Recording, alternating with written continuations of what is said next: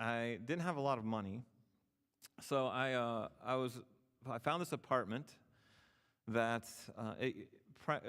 initially it was a stable, and then they converted it into a garage, and then they converted it into this furnished apartment.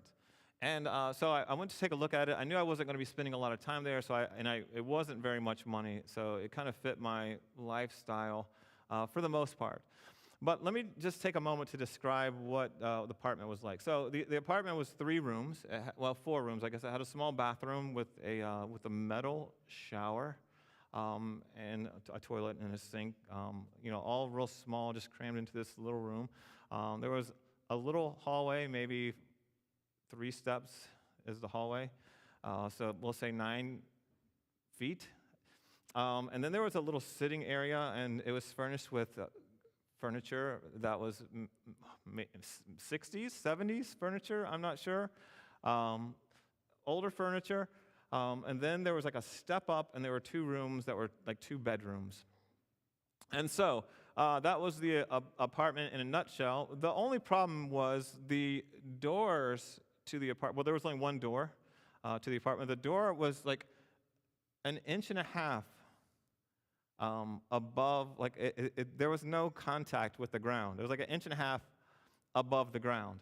And so, like, anything and everything that wanted to come into my apartment could. I mean, it was just like free access to come on in.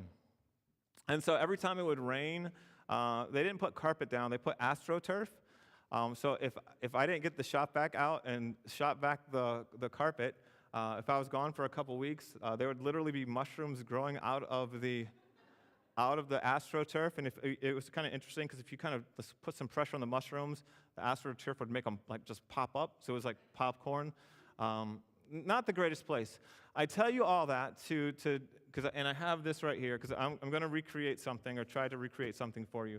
I was okay with a lot of the things in the apartment, but one thing that really bothered me was there was this mouse that kept eating my soap.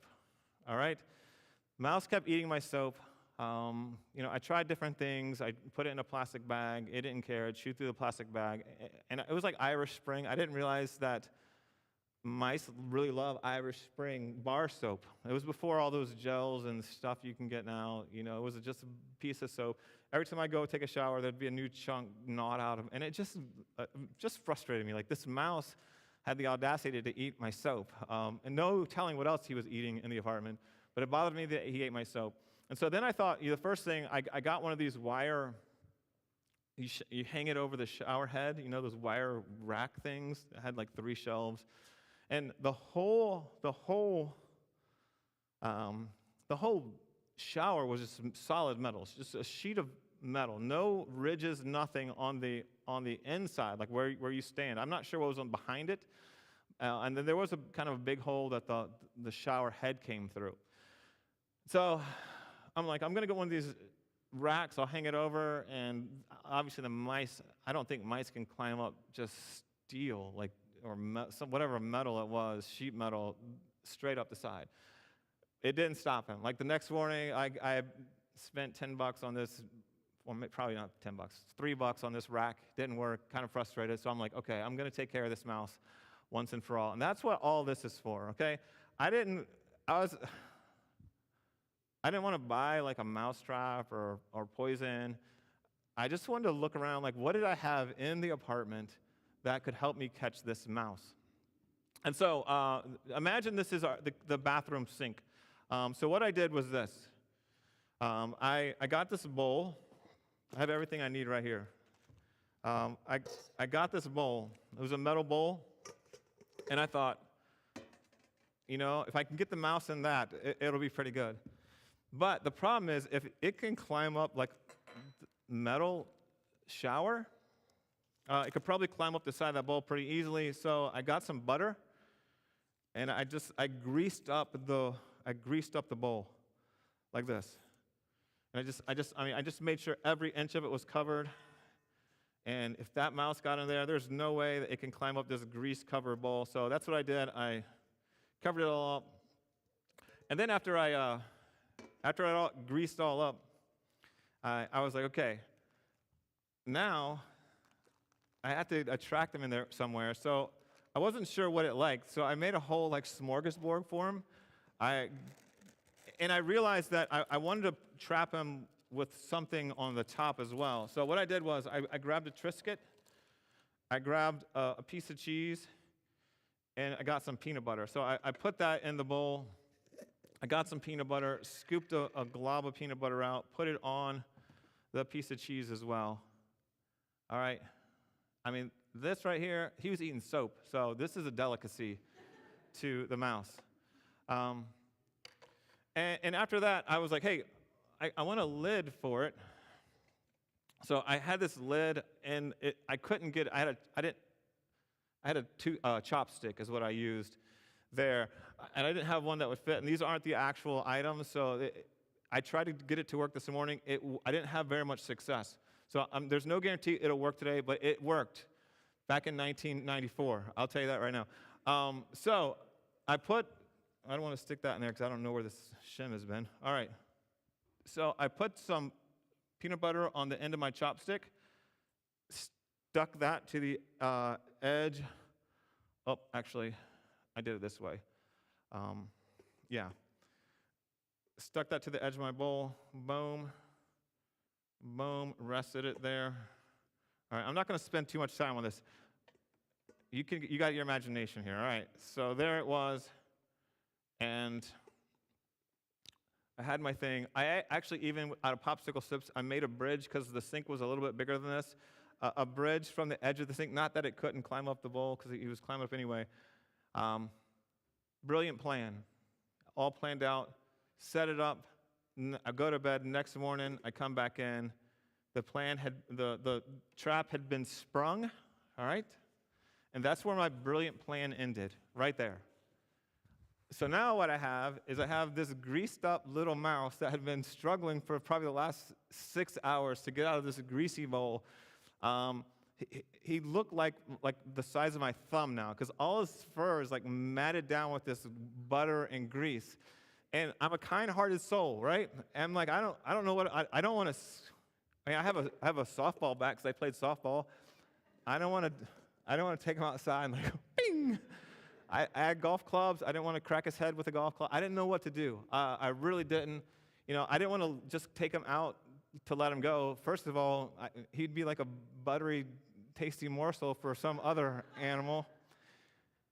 And I didn't want him to crawl. He could just walk right back in the house and take a shower in the shower. He knows where the soap is, obviously. So I thought the most humane thing to do, I took the bowl and I had a freezer and I just put the bowl in the freezer. I don't know if that's humane or not, but that was my plan. I tell you that story because sometimes as humans, like that, those are our plans. Like they seem brilliant at the time, but at some point, our plans begin to break down. Our plans begin to like go sideways a little bit, or maybe there's an element that we didn't think of, we didn't anticipate. Like mine had no ending. Like, great, I caught the mouse, right? What do I do with it? I froze it. I think that's humane. But anyway, over the last several weeks, we've been working our way through this series, Radical. And this series, we've talked about a couple things already. We talked about how the gospel is a radical message about God revealing his amazing love through his son, Jesus. And we think about that God loved us. God loved the world so much that he was willing to send his son to die so that we could have life, so that we could have our sins forgiven, so that we could live in relationship with him. When we think about from a worldly point of view, it just doesn't make sense. Why would someone, especially God, who's all-powerful and all-knowing, why would he even care to help a people, his creation, who has continually rejected him and rebelled against him? It doesn't make sense why he would do it. The message of the gospel is a radical message of God's love and how he was willing to take away everything that prevented us from living in a relationship with him. Last week we talked about God expects a radical response to the message of the gospel. And when we kind of worked our way through the message, one of the things that helped us understand how God thought or how Jesus thought we should respond to the gospel, he tells two really short parables. One, a parable of a man who finds a treasure in a field, and then after he finds it, he reburies the treasure, and he goes and he sells everything he has with joy. He joyfully sells everything so that he can acquire this treasure. And then he follows it up with the exact same story, just a different scenario. A man finds this great pearl. He's looking for pearls. He finds this great one, and he's so enamored with it. He thinks it's so special that he joyfully sells everything that he has to acquire this pearl. And Jesus is telling us those stories because that's exactly how he thinks we should respond to the gospel, this treasure. And 2 Corinthians talks about, treasure, this treasure being in jars of clay, and the treasure is the same thing. The treasure is the gospel, the message of Jesus, what he's done for us. And the jars of clay in that scenario is us. We're just ordinary people, and we have this extraordinary message. This radical message requires a radical response, is what we saw yesterday or last Sunday. And so today, as we continue with this series, I want to look at one other radical thing. And today, I just want to see that God has a radical plan for each and every one of us. And his plan isn't like mine. It seemed brilliant to me at the time until I got to the end. He's got it all figured out. There's no question marks at the end. There's no deviations in his perspective. He knows exactly what he wants from us and what we need to do to become the people that he created us to be. It's all figured out. Before we drew a breath, before we were conceived, God knew us. And he knew everything about us. Every decision that we make, and he has a plan to redeem us and to lead us to becoming the person that he created us to be. And so this morning, as we try to answer the question, what is God's radical plan for my life? I believe there's a question that we must answer first. And it's a fundamental question, and that is, why did God create us? Why did God create us? And King David, he kind of wrestled with this thought or with this idea. We could look at Psalm chapter 8, verses 3 and 4, and there David writes this. He says, when I consider your heavens, and just think about what he's talking about here. And maybe this is a familiar passage, but I think it's so important just to think about what David is focusing on. He's looking at all of creation, okay? Not just, his house or his neighborhood or his community. He's looking at totality of creation. He says, when I consider your heavens, the work of your fingers, the moon and the stars, which you have set in place. And this is where the struggle comes in. What is man that you are mindful of him? The Son of Man that you care for him. He's asking God, looking out at all your creation. I mean, think about the darkest night or the darkest place that you've been, so that when you look out into the night sky, you just see, thousands or hundreds of thousands of stars in the sky. You think about what the sun actually is. You think about we're in this solar system, and then we recognize that our solar system is just a blip. It's microscopic compared to our galaxy, and our galaxy is just one of billions upon billions of galaxies, and we think about it, just boggles our mind, and God knows it all. And God is ever present. He's everywhere at once. So we're talking about light years, something's 100 million light years away. God's just as much present there as he is here. We think about just the magnitude of his creation, and David's I think about the moon and the stars and the sun you've set in place. I think about all of your creation. What is man that you are mindful of him, the Son of Man that you even care for him? How do you even recognize us? I mean, the grand, we see ourselves as big or significant at times. We see ourselves, we're people, but you zoom out to the edge of our atmosphere, you can't even see us. You go past that, you go to the sun, you can't even see earth hardly. But you can just extend to the ends of creation, and we would be nothing. But God still knows us, and God still loves us, and God still cares for us. But it's not because of anything that we have done. What is man that you are mindful of him, the Son of Man that you care for him? He cares for us because we are his children. He created us. We are part of his creation. And so this morning, as David wrestles with this question, why did God create us, or why do you even care for us? I think we can find an answer. And I know it wasn't because he was lonely. God didn't create us and create humanity because he was lonely. We know from the book of Genesis that, he was in relationship already, and he was in this perfect relationship with the Father, Son, and the Spirit, who are evidenced in Genesis. As a matter of fact, we'll be looking at a passage a little bit later that talks about the Trinity and the fact that God isn't, he's three persons in one. And he didn't create humanity because he was lonely or he needed us. And that kind of leads us to the second one. I know he didn't create us because he needed anything from us. We think about the book of Acts. And Luke writes here, the God who made the world and everything in it is the Lord of heaven and earth, and does not live in temples built by human hands.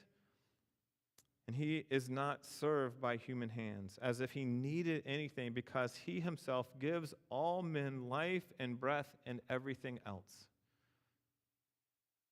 Like, what can we give God that he can't get on his own? What can we give God to give him more of something that he needs? There is nothing that we can give him that he needs. It's a relationship where we are completely dependent on him. It's like he gives man life, he gives man breath, and he gives them everything else, is what Luke says. So why did God create us? If he wasn't concerned about, if he wasn't lonely and needed companionship, or if he didn't need anything, why would he create us?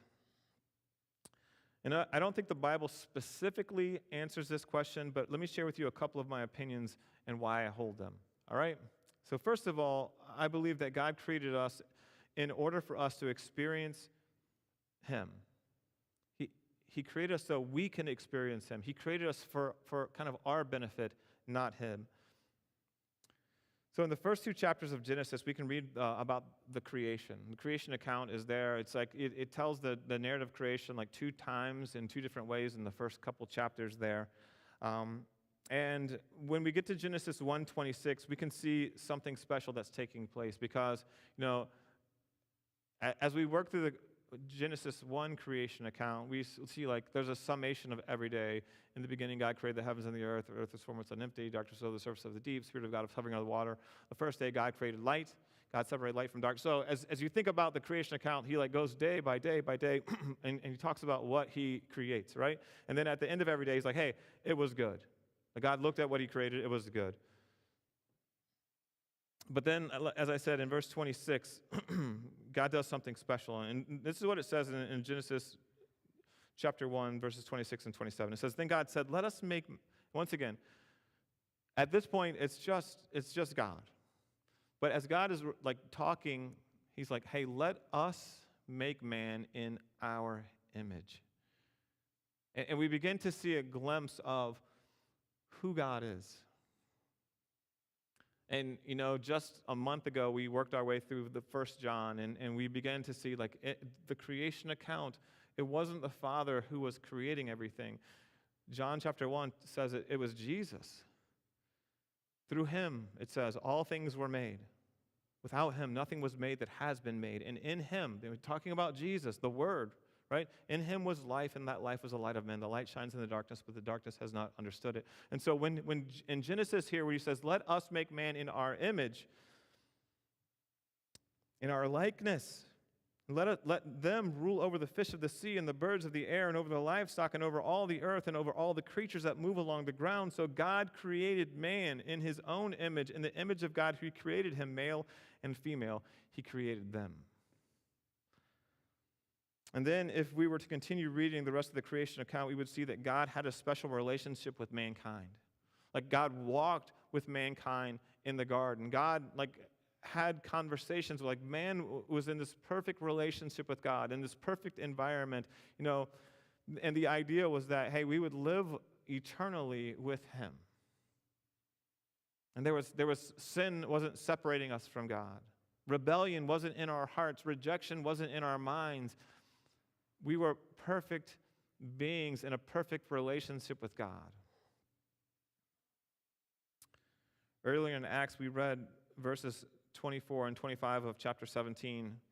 And if we would have continued reading, we would have seen Luke offer an explanation about why God wants us to experience him. Listen to what he says. We'll start back in verse 24. It says, the God who made the world and everything in it is the Lord of heaven and earth and does not live in temples built by human hands.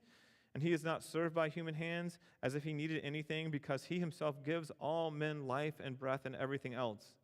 And then in verse 26, he continues to say this: from one man he made every nation of men, that they should inhabit the whole earth. And he determined the times set for them and the exact places where they should live. Like, I want you just to think about that right now. Like, sometimes we wonder, like, why am I here? And Luke is saying, like, you are here in this exact time, in this exact place because of God's will.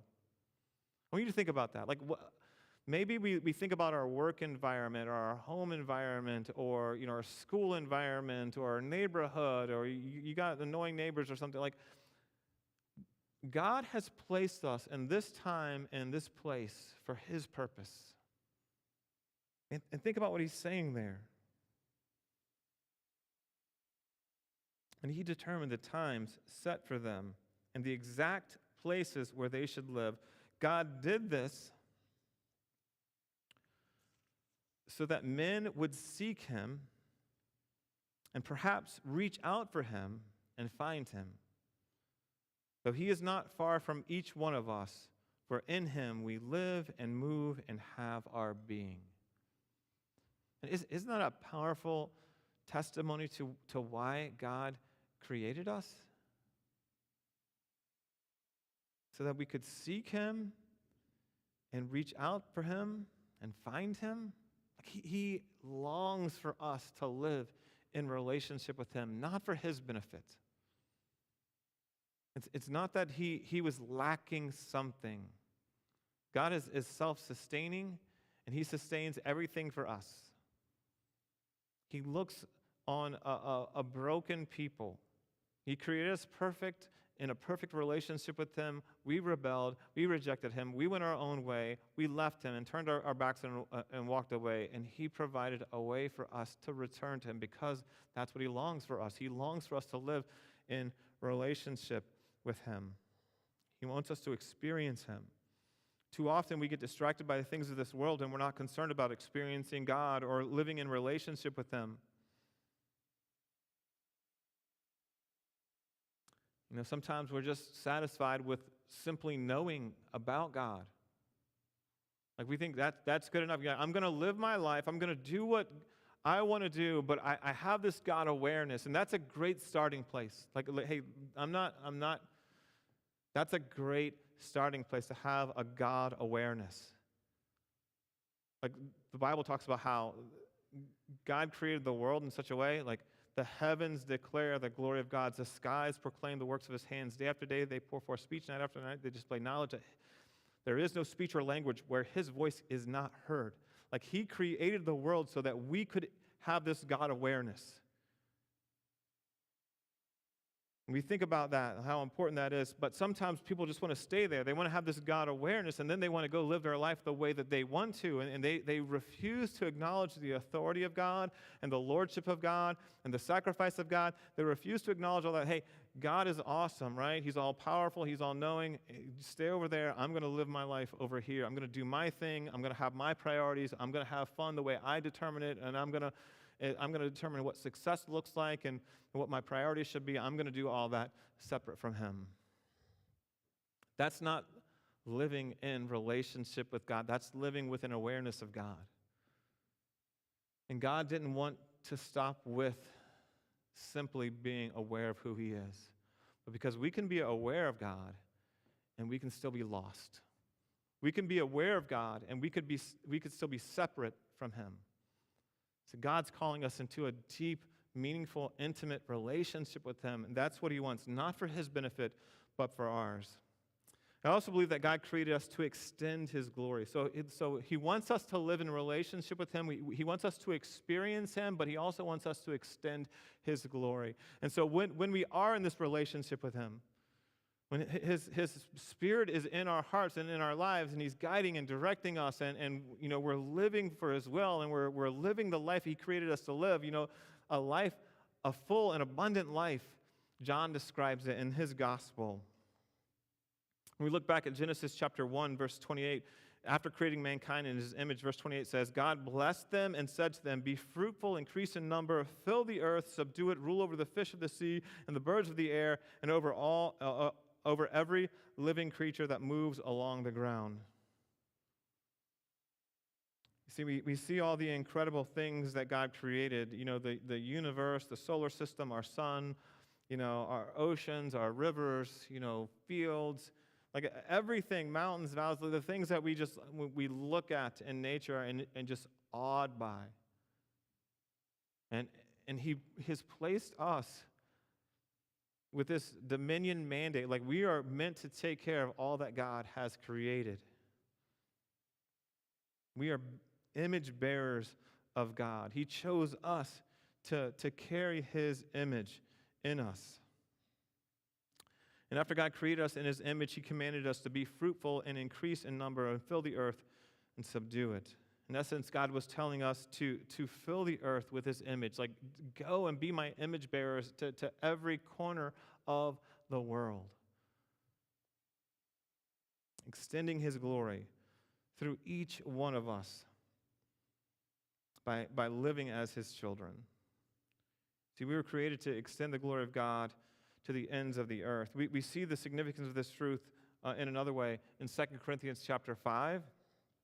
Paul's writing to the church at Corinth, and he's encouraging the church to live their lives with a new perspective, that they should no longer live their lives for themselves, but that they should be living their lives for Christ. And Paul writes this, all this is from God, who has reconciled us to himself through Christ and gave us the ministry of reconciliation. And so we see the two parts of it here, like we've been reconciled. Because we've been reconciled, which means we've been brought back into relationship with God, he's given us the ministry of reconciliation. So like we're back in this relationship. We're experiencing him. We need to extend his glory. We've been reconciled. We're meant to minister to others, to bring them into a reconciled relationship with God as well.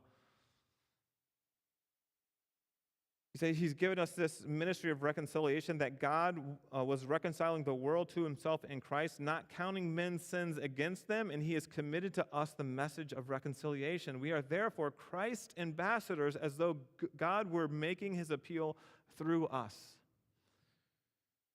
We implore you, listen, we implore you on Christ's behalf, be reconciled to God. God made him who had no sin to be sin for us, so that in him we might become the righteousness of God. And all of this is coming together. Like all of it's coming, like God created us with this purpose and this plan. That there's a reason why we're here. He's brought us to this time in this place, that he's brought us into this relationship with him so that we can be ambassadors for him, like taking his message into the world, sharing it with our family members and our friends and the people that we come into contact with. And we don't have the authority.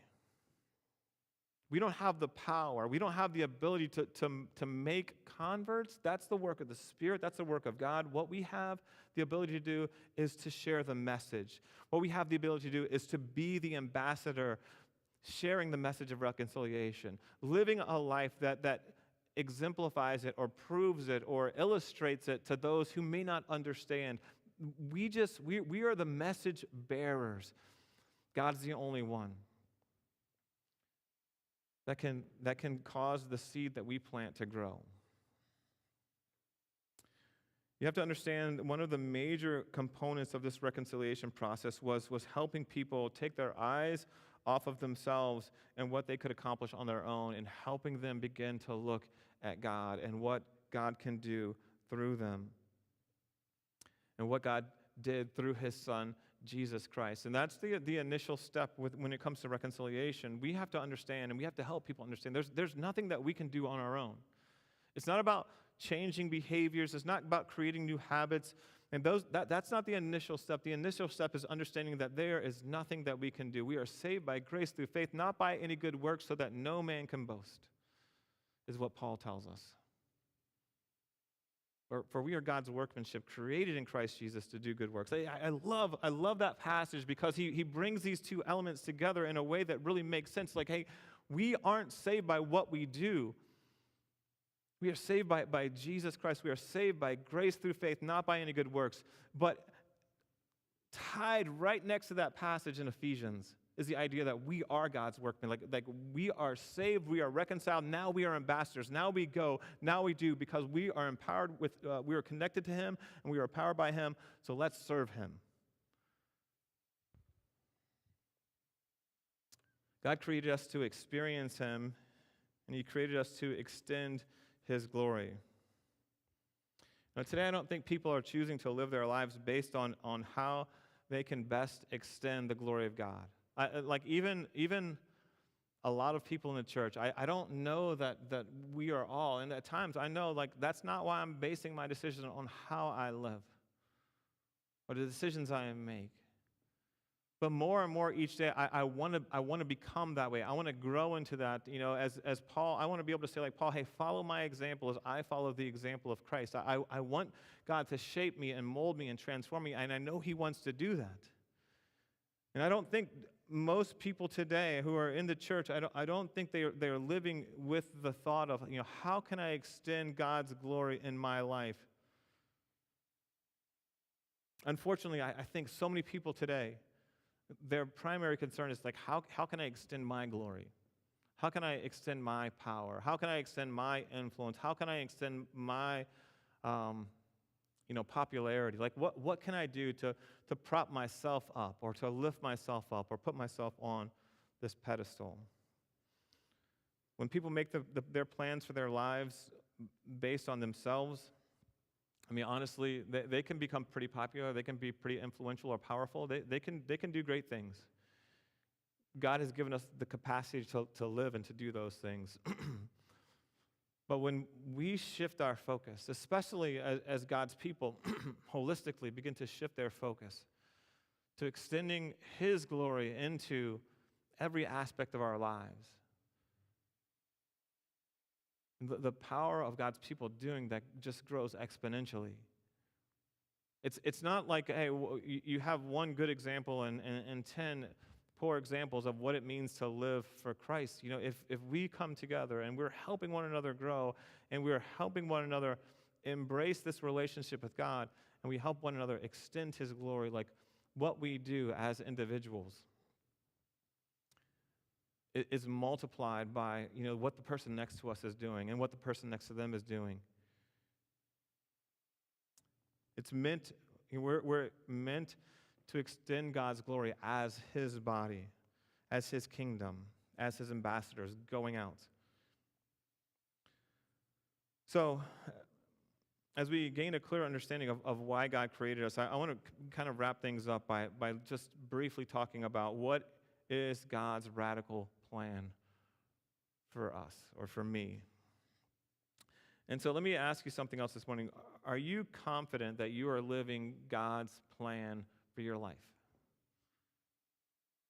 And if so, awesome.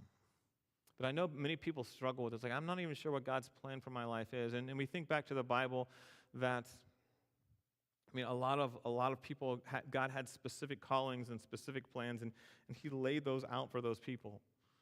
And even when people knew exactly what God wanted to do, I think of Gideon. He's like, hey, I want you to raise this army and go defeat the enemy. And they're like, well, the enemy's kind of the Assyrians or whoever they were at the time. Anyone know? Kurt, you see, it's in my mind. I can't think of it. Anyway, it doesn't matter. It were the enemies of Israel. All right, and the Bible describes them as numerous as like dust on the ground. All right, you couldn't look at the ground and see it. Like they numbered the camels and the armies and whatever, and they were just like completely outnumbered. And God says to Gideon, hey, I want you to raise up an army to defeat them. And he gets like 100,000 people, and God's like, that's too many. And he like lowers it down to like 150 men. And God was like, hey, just so there's no hint, no thought that you did this on your own, I want people to recognize it was through me that this victory was won.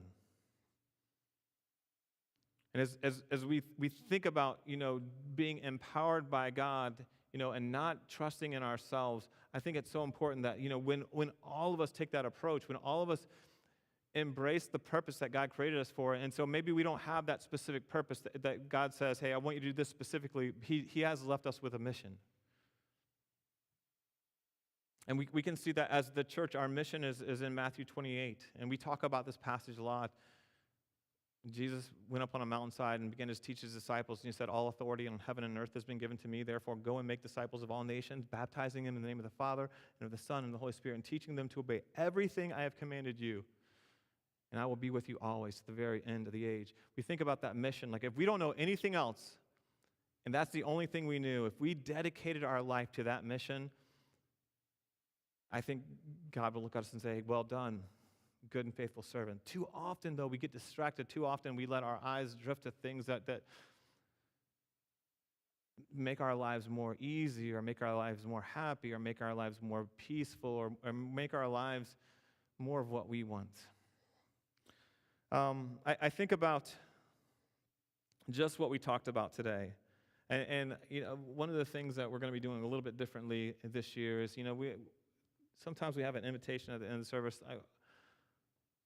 And I want to extend an invitation, like at any point, if anyone has questions about, their walk with Christ, or how to begin a relationship with Jesus, my door is always open. My phone is always on. Call, come talk to me in the foyer. Find one of the elders, talk to them. That invitation is always open to talk about that. But what I want to do, what I think we should start doing is, thinking about, like, it's one thing to every Sunday to come and hear a message. The question is, what do we do with it? We started this message with this idea, like, just knowing, having this God awareness is not good enough. It's a great place to start, but we have to grow from there. And so today I want to challenge you to do two things. You know what? We talk about understanding God's plan. God has a plan for you. God loves you and has a plan for you. And if you do these two things, if you do these two things this week, if you simply engage in experiencing God in some way, I don't even care how you do it. Sometimes people like reading. Sometimes people, experience God listening to music. Sometimes people experience God walking through nature. Sometimes people experience God through service. Like, I don't care how, just dedicate some time this week. I'm doing this, whatever it is. I'm doing this so I can experience God, so I can go into his presence, so I can worship him, so I can honor him, so I can be in his presence. Then I want to challenge you, do something to extend his glory. Do something so that people can see God in you. Like Jesus talked about on the Sermon on the Mount, he was like, hey, be salt, be light, so that people can see your good deeds and glorify your Father in heaven. Extend his glory. And so I want to close with that. I'm going to invite the praise team to come, and we're going to wrap things up today. And I just want to challenge you this week. Before you get up, just write down, how am I going to experience God this week? Commit to doing it, and in the process,